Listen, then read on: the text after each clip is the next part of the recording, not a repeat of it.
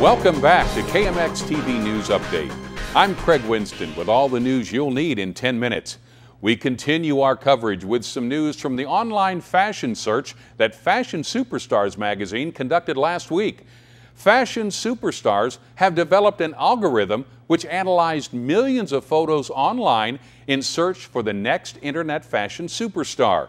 Last week, the search was finalized with the winner announced.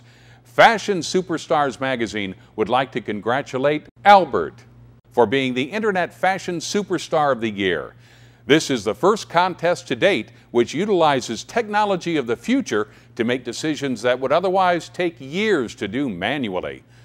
Don't go anywhere. We'll be right back with more amazing stories on KMX News Update. For more information on how to become a fashion superstar, visit flixpress.com.